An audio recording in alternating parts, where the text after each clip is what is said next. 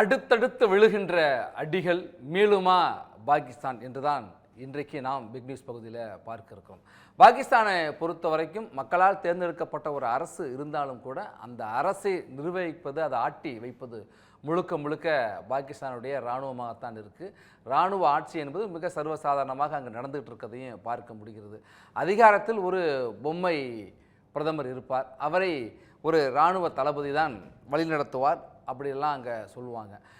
ஏற்கனவே பொருளாதார சீரழிவு, பெரும் பொருளாதார சரிவு என்று சிக்கல்களை சந்தித்து கொண்டிருக்கிற பாகிஸ்தானில் மீண்டும் இந்தியாவிற்குள்ளே ஏப்ரல் 22 பஹல்காமில் பாகிஸ்தானில் பயிற்சி பெற்ற பயங்கரவாதிகள் நடத்திய தாக்குதலுக்கு ஒரு பதிலடியை இந்தியா கொடுத்தது. ஆப்ரேஷன் சிந்தூர் என்கிற இராணுவ நடவடிக்கையின் மூலமாக உடனடியாக பயங்கரவாதத்தோடு பேச்சுவார்த்தையும் நதிநீரும் ஒன்றாக நடக்க முடியாது, பேச்சுவார்த்தையும் ஒன்றாக நடத்த முடியாது, நதிநீரும் அங்கு ரத்தமும் தண்ணீரும் ஒன்றாக ஓடாது என்றெல்லாம் குறிப்பிட்டு சிந்து நதிநீர் ஒப்பந்தத்தை இந்தியா ரத்து செய்தது.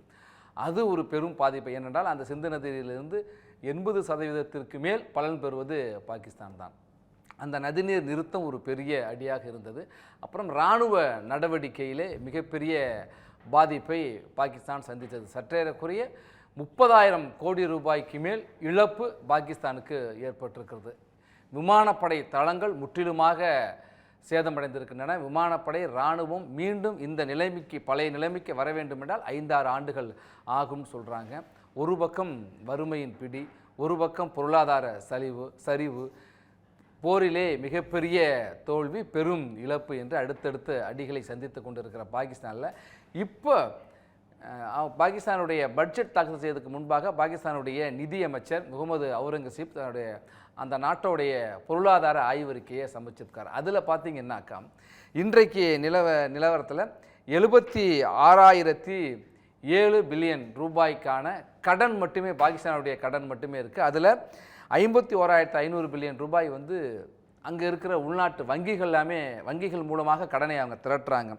24,500 பில்லியன் ரூபாய் அவர்கள் வெளிநாடுகளிலிருந்து கடனை வாங்குவதற்கு திட்டமிட்டிருக்காங்க. அப்போ உலக நாடுகள்லேருந்து கடன்னா, உலக நாடுகளில் வாங்குகிற கடன், அந்த கடனுக்கு அவங்க கொடுக்குற நெருக்கடி, அது ஒரு பக்கம் இருக்கும். அது மட்டுமல்ல, உலக வங்கி கணிச்சிருக்கு, கடந்த ஆண்டே சொன்னிச்சு, நடப்பு நிதியாண்டில் வறுமை கோட்டுக்கு கீழ் உள்ளவர்களுடைய எண்ணிக்கை இன்னும் அதிகமாக இருக்குது.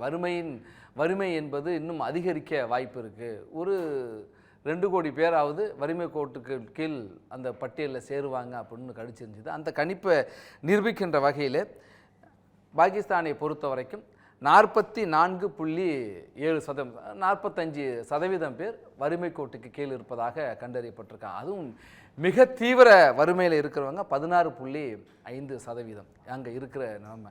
இது மட்டுமல்ல, இது ஒரு பக்கம் வறுமை. இன்னொரு பக்கம் பார்த்தீங்கன்னாக்கா அங்கே விவசாய உற்பத்தியை இது பாதிக்கிற ஏற்கனவே பருவநிலை, பூச்சி நோய் தாக்குதல் உள்ளிட்ட காலநிலை மாற்றம் உள்ளிட்ட காரணங்களால் பாகிஸ்தானை பொறுத்த வரைக்கும் பயிர் உற்பத்தி திறன் அளவு குறைஞ்சே போகுது இந்த நிதியாண்டுலன்னு சொல்லியிருக்காங்க. குறிப்பிட்டு சொல்லணும்னா பருத்தி மட்டுமே 29.6% உற்பத்தி குறையும் அப்படின்னு கண்டறிஞ்சிருக்காங்க.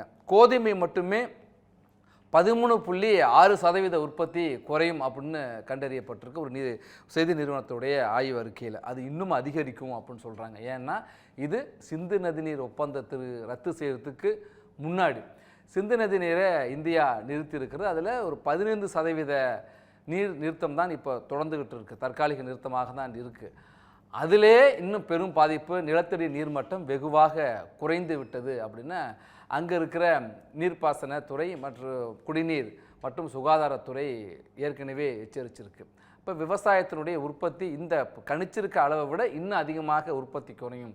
ஏனென்றால் குறிப்பாக பாகிஸ்தானில் இருக்கிற பஞ்சாப் மாகாணத்தில் தான் பெருமளவு விவசாயம், கோதுமை மற்ற நெற்பயிராக இருக்கட்டும். ஆனால் எல்லாமே பெரும் ஏன்னா தண்ணீர் விவசாயத்துக்கு மிக பிரதானம் தண்ணீர் தான். அதுவே இல்லாத அப்படிங்கிறப்ப 15% தண்ணீர் நிறுத்தத்திற்கு முன்பு அளவிட்டது. தண்ணீர் முற்றிலுமாக நிறுத்தப்பட்டால் இது இன்னும் பாதிப்பு என்பது அதிகமாக இருக்கும். அப்போ பொருளாதார சீரழிவு, ஏற்கனவே தொடர்ச்சியாக அவர்களுக்கு ஏற்பட்டிருக்கிற பொருளாதார இழப்பு, இந்த ஆப்ரேஷன் சிந்தூர் மூலமாக பயங்கரவாதத்தை அவர்கள் தொடர்ந்து ஆதரித்ததன் காரணமாக, அப்புறம் விவசாய உற்பத்தி குறைவு என்று அடுத்தடுத்து பாகிஸ்தான் மீது அடிகள் விழுந்து கொண்டிருக்கின்றன. மீளுமா அந்த நாடு என்பதுதான் இன்றைக்கு கேள்விக்குறியாக இருக்குது. சரி, இவ்வளவு பிரச்சனைகள் இருந்தாலும் கூட சர்வதேச நாணய நிதியத்திடமிருந்து கடன் உதவியே பெறுது. தொடர்ச்சியாக பெற்றுக்கொண்டிருக்க ஒவ்வொரு தொகுப்புகளையும் அண்மையில் கூட ஒரு தொகுப்பை விடுவிச்சாங்க. அதற்கு இந்தியா ஒரு எதிர்ப்பை தெரிவித்திருக்குது. என்ன எதிர்ப்பை தெரிவிச்சிருக்கு அப்படின்னா, அந்த நாடு நான் எவ்வளவு அந்த நாட்டில் இருக்கிற பாதிப்புகளை சொன்னால் இது இன்னும் அதிகமாக தான் இருக்குன்னு சொல்கிறாங்க. இவ்வளவு பாதிப்புகள் இருந்தாலும் கூட பாகிஸ்தான் உலக நாடுகளிலிருந்து நிதியையும் பெறுது. இந்த 24,500 கோடி சொன்னால் அதுபோல் உலக நாடுகளிலிருந்து நிதியை பெறுது. IMF என்று சொல்லுகிற பன்னாட்டு நாணய நிதியத்திலிருந்து நிதிகள் எல்லாம் பெறுகிறார்கள். இந்த நிதிகளை எல்லாம் மக்கள் நல திட்டங்களுக்கோ அல்லது மக்கள் சார்ந்த திட்டங்களுக்கோ பாகிஸ்தான் பயன்படுத்துவதில்லை. அது பெரும்பான்மையான நிதியை இந்தியாவிற்கு எதிரான பயங்கரவாத செயல்களை ஊக்குவிக்கின்ற அல்லது பயங்கரவாத செயல்களை நடத்துகின்ற அந்த அமைப்புகளுக்கு, அதை நடத்துகின்றவர்களுக்கு தான் செலவழிக்கிறாங்க அப்படிங்கிறது தான் இந்தியாவோட கவலை. இதைத்தான் சர்வதேச நாணய நிதியத்திடமும் இந்தியா எடுத்துரைத்திருக்கு. நீங்கள் நிதியை கொடுக்குறீங்க, ஆனால் நீங்கள் கொடுக்கறது மக்களுக்காக, அந்த நாட்டு மக்களுக்காக. ஆனால் அந்த அரசு மக்களுக்கு அதை செய்கிறது இல்லை. இந்தியாவுக்கு எதிராக பயங்கரவாதிகளை தொடர்ந்து ஊக்குவிச்சிட்ருக்காங்க. அதனால தான் ஆப்ரேஷன் சிந்தூரில் கூட 9 இடங்களில் மிக துல்லியமான பயங்கரவாத அமைப்புகள் அவர்கள் தங்கியிருந்த இடங்கள், பயிற்சி பெற்ற இடங்கள், அடைக்கலம் இருந்த இடங்கள் என்று அந்த இடங்களில் மட்டும்தான் நாங்கள் துல்லியமான தாக்குதல் நடத்தினோம். அதற்கு அந்த பயங்கரவாதிகள் தாக்குதலில் இறந்த பயங்கரவாதிகளுக்கு இராணுவ தளபதிகளே சீருடையில் சென்று இறுதி மரியாதை செலுத்தியதும் பார்க்க முடிகிறது.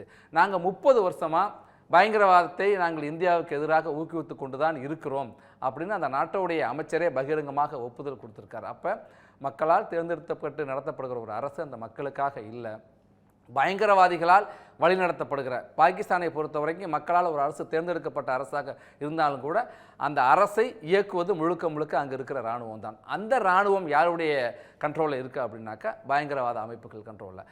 இப்போ அரசு பெறுகிற நிதியை அப்படியே இராணுவத்தின் மூலமாக பயங்கரவாத அமைப்புகள் என்று பயங்கரவாதத்தை தொடர்ந்து அவர்கள் வளர்த்து வந்த காரணத்தினால அதனுடைய தண்டனையை அனுபவிப்பது முழுக்க முழுக்க அந்த நாட்டு மக்களாக தான் இருக்காங்க. இன்றைக்கு 45% பேர் வறுமை கோட்டு கீழே இருக்கிறாங்க. அதற்கு அதிதீவிரமான வறுமையில் 16.5% இருக்கிறாங்க. இது இன்னும் அதிகரிக்கும் அப்படின்னு சொல்கிறப்ப மக்கள் அரசுகள் செய்கிற தவறுக்கு, அந்த அடுத்தடுத்த அரசுகள் செய்கிற தவறுக்கு அந்த மக்கள் இன்றைக்கி பாதிக்கப்பட்டிருக்காங்க.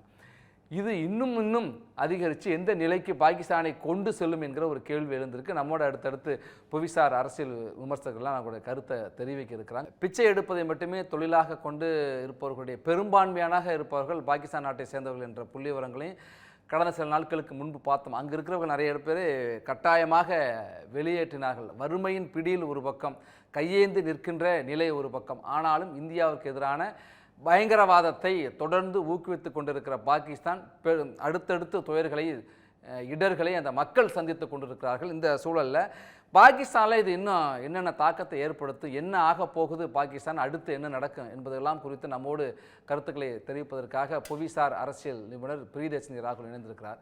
வணக்கம் மேடம். நம்ம தொடர்ந்து பார்க்குறோம், அடுத்தடுத்து அடிகள், சரிவுகளை பாகிஸ்தான் சந்தித்துட்டு வருது. ஆனாலும் பயங்கரவாதத்திற்கு எதிரான அவர்களுடைய நடவடிக்கை அல்லது அவர்களுடைய அந்த செயல்பாடுகளை நிறுத்திய பாடு இல்லை. இப்போது இந்தியா கொடுத்திருக்கிற அடியில் அது நிறுத்தப்படுவதற்கு வாய்ப்பு இருக்கா?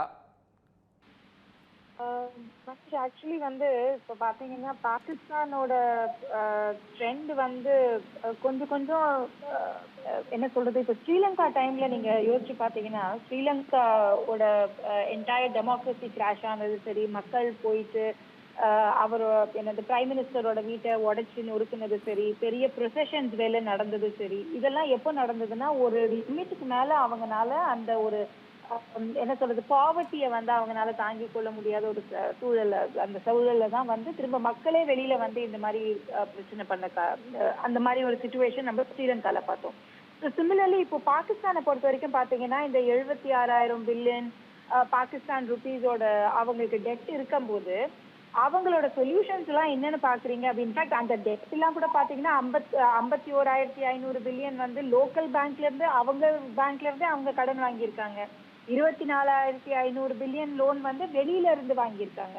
ஸோ இந்த சூழல்ல இப்ப பாகிஸ்தானோட பினான்ஸ் மினிஸ்டர் கொடுக்குற சொல்யூஷன் என்னன்னு பாத்தீங்கன்னா, நாங்க பிரைவேடைசேஷனை எக்ஸ்பேண்ட் பண்ண போறோம், அதாவது கவர்மெண்ட் கிட்ட இருக்கிற என்டிட்டிஸை நாங்க பிரைவேட் பண்ண போறோம் அப்படின்ற ஒரு ஸ்டாண்ட் அவங்க எடுக்கும்போது கிட்டத்தட்ட 120 130 கவர்மெண்ட் ஏஜென்சிஸை வந்து அவங்க பிரைவேடைஸ் பண்ண போறதா சொல்லிட்டு இருக்காங்க. அப்படி சொன்னா என்ன அர்த்தம் அப்படின்னா, கவர்மெண்டோட ரோல் கம்மியாதுன்னு அர்த்தம், கவர்மெண்டோட பிடிப்பு கம்மியாதுன்னு அர்த்தம், பிரைவேட்டோட கையில வந்து கவர்மெண்ட் போகுதுன்னு அர்த்தம். இதுதான் first step to break down. இதுதான் first step to break down. இதே ப்ராசஸ்ல தான் நமக்கு வந்து ஸ்ரீலங்கால ஜஸ்ட் ஒரு 2-3 வருஷத்துக்கு முன்னாடி நம்ம பார்த்திருந்தோம். எப்படி அவங்க கிராஷ் ஆகி திரும்ப they are struggling to get back to the economy சொல்லிட்டு. ஆனா பாகிஸ்தானை பொறுத்த வரைக்கும் பாத்தீங்கன்னா, ஸ்ரீலங்கா பாகிஸ்தானோட பெரிய டிஃபரன்ஸ் என்னன்னா, பாகிஸ்தான்ல இருக்கிற டெரரிசம் ப்ரூடிங் வந்து ஸ்ரீலங்கால கிடையாது. பாகிஸ்தான் வந்து it is a terror country அது. ஸோ அந்த மாதிரி ஒரு சுச்சுவேஷன்ல நீங்க எக்கானமியை பிரேக் பண்ணீங்கன்னா, நம்ம நாட்டுல இருந்த நம்ம ராஜ்நாத் சிங் அவர்கள் சொன்ன மாதிரி அவங்களே இந்தியாவுக்கு ஓடி நாங்க போய் இந்தியாவில போய் சேர்ந்துக்கிறோம் அப்படின்னு சொல்ற நாள் வந்து ரொம்ப தூரத்துல இல்லைன்னு தான் சொல்லணும். அது மட்டுமல்ல, இந்தியா ஐஎம்எஃப்டேருந்து பாகிஸ்தானுக்கு கொடுக்குற நிதியை நிறுத்துவதற்கான நடவடிக்கை, ஏன்னா அது முழுக்க அது பயங்கரவாதத்துக்கு மட்டும்தான் பயன்படுத்துது. அதே போல் எஃப்ஏடியில் வந்து பாகிஸ்தான் கொடுக்க அந்த கிரே லிஸ்ட்டில் கொண்டு வரதுக்கான இந்தியா முயற்சி ஒரு பக்கம் இருக்குது அப்படின்னு சொல்கிறாங்க. இதெல்லாம் வந்து இந்த முயற்சிகள் எல்லாம் அவர்கள் ஏற்றுக்கொள்ளப்பட்டால், ஐஎம்எஃப்ஓடையோ அல்லது எஃப்ஏடிஎஃப்ஓடைய அது முயற்சிகள் ஏற்றுக்கொள்ளப்பட்டால் பாகிஸ்தான் பொறுத்த வரைக்கும் என்ன ஆகும் பொருளாதாரத்தை பொறுத்த வரைக்கும் எதிர்காலத்தில்? பாகிஸ்தானை வந்து கிரே லிஸ்ட்ல கொண்டு வரணும் அப்படின்றது இந்தியாவோட ஸ்டாண்டா மட்டும் இருந்தது இல்ல. இது நிறைய கண்ட்ரிஸ் வந்து பாகிஸ்தானை கிரே லிஸ்ட்ல கொண்டு வரணும். ஏன்னா அவங்க தான் டெரர் ப்ரீடிங் பண்றாங்க அப்படின்றதுக்காக, டெரரிசமை உருவாக்குற ஒரு இடமே பாகிஸ்தானா மாறினதுனால பாகிஸ்தானை வந்து கிரே ஏரியாவை மாறணும் அப்படின்னு at one point in time USA எடுத்த ஸ்டாண்ட் இது. ஸோ டெக்னிக்கலி இப்போ இந்தியா மட்டும்தான் எடுக்கிற ஒரு ஸ்டாண்ட் அப்படின்னு நம்ம சொல்ல முடியாது. ஏன்னா யார் கண்ட்ரி இப்போ நம்ம ஒசாமா பின் லாடன் அட்டாக் டைம்ல எல்லாம் பாகிஸ்தானை கிரே ஆக்கணும்னு சொல்லிட்டு யூஎஸ் எடுத்த ஸ்டாண்ட் கூட தான் அது. ஸோ டெக்னிக்கலி ஸ்பீக்கிங் யுனைடெட் நேஷன்ஸை பொறுத்த வரைக்கும் யுனைடெட் நேஷன்ஸ் உள்ள இன்டர்ஃபியர் ஆகணும்னு நினைச்சிருந்தாங்கன்னு வச்சுக்கோங்களேன். வேர்ல்ட் பேங்கோட தலைமையில தான் வந்து இந்த சிந்து நதி திட்டமோட ட்ரீட்டியே நடந்தது. அதுலயே இன்டர்ஃபியர் ஆகல வேர்ல்ட் பேங்க். தெளிவா என்ன சொல்லிட்டாங்கன்னா, பாகிஸ்தான் பண்றது சரி கிடையாது, நாங்க இதுல இன்டர்ஃபியர் ஆக மாட்டோம்ன்ற ஸ்டாண்ட் வேர்ல்ட் பேங்க் எடுத்தாச்சு. அந்த மாதிரி ஒரு சிச்சுவேஷன்ல இருக்கும்போது இப்போ எனக்கு தெரிஞ்சு வேர்ல்ட் பேங்கோ இல்ல எனி அதர் இன்டர்நேஷனல் ஏஜென்சிஸ் வந்து பாகிஸ்தானுக்கு ஃபேவரபிளா ஒரு ஸ்டாண்ட் எடுக்கிறதுக்கு அவங்களுக்குமே எதுவுமே ஒரு நியாயப்படுத்தணும் இல்லையா? இப்போ உங்ககிட்ட ஒருத்தவங்க பஞ்சாயத்துன்னு வந்து நிக்கிறாங்கன்னா, நீங்க ஒரு பக்கம் ஸ்டாண்ட் எடுக்கணும் அப்படின்னா அவங்க பக்கம் நியாயம் ஏதாவது தெரியணும் இல்லையா உங்களுக்கு? அந்த நியாயம் அப்படின்றது எதுவுமே தெரியாததுனால தானே யாருமே பாகிஸ்தான் பக்கம் எடுக்கிறது இல்லை. இந்த ஸ்டாண்ட் எடுக்காத விட்டால் என்ன ஆகும் அப்படின்னா, எக்கானமி கிராஷ் ஆகும் கம்ப்ளீட்டா. ஏற்கனவே அவங்க ஃபுட் கிரெயின்ஸ் வெளில இருந்து இம்போர்ட் பண்ணிட்டு இருக்காங்க. ஃபுட் கிரெயின்ஸ் டெபிசிட் வந்தாலே ஒரு கண்ட்ரிக்கு ஒரு பெரிய டெட்ரிமெண்ட் அது. இதே ஸ்டாண்டு தான் ஒரு 2.5 வருஷத்துக்கு முன்னாடி ஸ்ரீலங்கால நடந்தது. ஸ்ரீலங்கா பிரேக் ஆகி திரும்ப அவங்க ஜனநாயகத்துக்கு வந்துட்டாங்க. பட் பாகிஸ்தானை பொறுத்த வரைக்கும் அவங்க திரும்ப இந்த வாட்டி உடஞ்சாங்கன்னா திரும்ப மீண்டு ஏந்திரிப்பாங்களா அப்படின்றது ஒரு பெரிய கேள்விதான். நன்றி மேடம், இணைப்பில் வந்து உங்களுடைய கருத்துக்களை பகிர்ந்து கொண்டமைக்கு. பக்கத்தில் இருக்கிற இலங்கை அப்படித்தான். இலங்கை ஒரு மக்களால் தேர்ந்தெடுக்கப்பட்ட அரசாக இருந்தாலும் ஒரு சிங்கள பேரினவாத அரசாக இருந்து அந்த அரசு இராணுவத்துக்கு அதீத முக்கியத்துவத்தை கொடுத்து அதிக செலவுகளை செய்து அதிகமான ஊழல்களை செய்து இப்போ கிட்டத்தட்ட பாகிஸ்தானில் இருக்கிற ஆட்சியாளர்கள் பிரதமர் தொடங்கி அமைச்சர் உள்ளிட்டவர்களெல்லாம் பெருமளவிலே அவர்கள் சொகுசாக இருப்பார்கள். அவர்கள் பெருமளவில் நிலப்பரப்போடு வசதிகளோடு இருப்பார்கள், சம்பாதிச்சிருப்பாங்க. வெளிநாடுகளில் போய் நிறைய பிரதமர்கள் பார்த்திங்கன்னா முன்னாள் பிரதமர்கள் வெளிநாட்டில் தான் இருப்பாங்க. இப்போ அவங்க அங்கே போய் செட்டில் ஆயிடுவாங்க. ஆனால் அங்கே இருக்கிற மக்கள் மட்டும் காலங்காலமாக கஷ்டப்பட்டுக்கிட்டு இருக்காங்க. இலங்கையிலையும் அப்படி தான் இருந்துச்சு. அதுபோல் மக்கள் ஒரு பெரும் எழுச்சி புரட்சி ஏற்பட்டு ஒரு இலங்கை ஒரு நிலைமைக்கு இப்போ மெல்ல வந்துக்கிட்டு இருக்கிறத பார்க்க முடியுது. கிட்டத்தட்ட பாகிஸ்தான்லேயும் அப்படி தான் இருக்கும். ஏன்னா பாகிஸ்தானுக்குள்ளே வளங்கள் நிறைந்த பகுதி, பெரும் நிலப்பரப்பை கொண்ட பலுச்சிஸ்தான் மாகாணம் வந்து ஒரு தனி நாடு அந்தஸ்துன்னு சொல்லி நிறைய இடங்களில் பாகிஸ்தானுடைய தேசிய கொடியெல்லாம் இறக்கிட்டு பலுச் விடுதலை படையுடைய கொடியை அவங்க ஏற்றிட்டாங்க. எங்களை தனி நாடு என்று ஐநா சபை அங்கீகரிக்க வேண்டும், இந்தியா எங்களை இங்கே தூதரகத்தை அமைப்பதற்கு அனுமதி கொடுக்க வேண்டும் என்றெல்லாம் அவர்கள் ஒரு பக்கம் கேட்டு வர்றாங்க. அதே போல தான் ஈராக்கு மற்றும் ஆப்கானிஸ்தான் எல்லை பகுதிகளிலையும் பாகிஸ்தானுக்கு சிக்கல் ஏற்பட்டிருக்கிற சூழலில் உள்நாட்டுக்குள்ளேயே மிகப்பெரிய மாகாணம், அதிக கனிம வளங்களை கொண்ட ஒரு பகுதி, மக்கள் தொகை குறைவு, இடம் பெருசு, ஆனால் வளங்கள் அதிகம். அப்படியாப்பட்ட மிக முக்கியத்துவம் வாய்ந்தது. அங்கே தான் வந்து சைனா தன்னுடைய தொழில் அபிவிருத்தி திட்டங்கள்லாம் சொல்லியிருக்கு. அங்கே இருக்கிற சைனாவே இங்கிருந்து வெளியேறு, எங்கள் வளங்கள் எங்களுக்கு தான் அப்படின்னு சீனாவுக்கு எதிராகவும் பலுச்சிஸ்தான் விடுதலை படைகள் தாக்குதலையும் நடத்திருக்காங்க, பாகிஸ்தான் ராணுவத்தையும் தாக்குதல் நடத்திருக்காங்க. அப்போ உள்நாட்டுக்குள்ளே ஒரு பெரும் குழப்பத்தையும் சந்திச்சிருக்காங்க. பொருளாதார நெருக்கடி, வெளிநாடுகளிலிருந்து, ஏனென்றால் இந்த பயங்கரவாத அமைப்புகளுக்கு நிதி வழங்குவது குறித்த கண்காணிக்கின்ற அமைப்பை தான் சொல்லுவாங்க FATF. அந்த அமைப்பு FATF வந்து தான் அங்கே இவர் ஏற்கனவே அவங்க வந்து பிளாக் லிஸ்ட்டில் இருந்தாங்க, கருப்பு பட்டியலில் இருந்தாங்க. அப்போ 2022 தான் கொஞ்சம் அதுலேருந்து நீக்கினாங்க. அதுக்கப்புறம் அண்மையில் தான் அவர்களுக்கு மீண்டும் வந்து அந்த பட்டியலேருந்து நீக்கப்பட்டுச்சு. மீண்டும் அவர்கள் கிரே லிஸ்ட்டு அல்லது பிளாக் லிஸ்ட்டில் போனாங்க அப்படின்னாக்கா அவர்களுக்கு உலக நாடுகள் நிதி உதவி செய்வதை நிறுத்திடுவாங்க. இப்போ உலக நாடுகள் இப்போவுமே சர்வதேச பன்னாட்டு நாணய நிதியத்திடமிருந்து நிதியம் வந்து பாகிஸ்தானுக்கு கொடுக்குற நிதியை நிறுத்தணும்னு இந்தியா ஒரு அழுத்தம் கொடுக்குது. அதுக்கு ஆதாரப்பூர்வமான அவங்க பயங்கரவாதத்தை எந்த அளவுக்கு ஊக்குவிச்சிருக்காங்க, பயங்கரவாதிகளோடு எப்படி தொடர்பில் இருக்காங்க, பயங்கரவாதத்தை மட்டும் இந்தியாவுக்கு எதிராக எப்படி தொடர்ந்து பயங்கரவாத செயல்களை நடத்தி கொண்டிருக்காங்கிறத ஆதாரப்பூர்வமாக இந்தியா உலக நாடுகளுக்கு எம்பிக்கள் குழுலாம் சென்று நிரூபித்து காமிச்சிருக்காங்க, விலைக்கு சொல்லியிருக்கிறாங்க. அப்போ உலக நாடுகளுடைய நிதி பாகிஸ்தானுக்கு வருவதும் தடைபட போகிற ஒரு சூழலில் எப்படி எதிர்காலத்தை எதிர்கொள்ளப் போகிறது? ஒரே வழி, பயங்கரவாதத்தை அவர்கள் கைவிட வேண்டும். பயங்கரவாதத்தை வளர்ப்பது, அவர்களுக்கு ஆதரவு கொடுப்பது, அவர்களுக்கு பயிற்சி கொடுப்பது, அவர்களுக்கு நிதி கொடுப்பது என்பதை நிறுத்த வேண்டும்.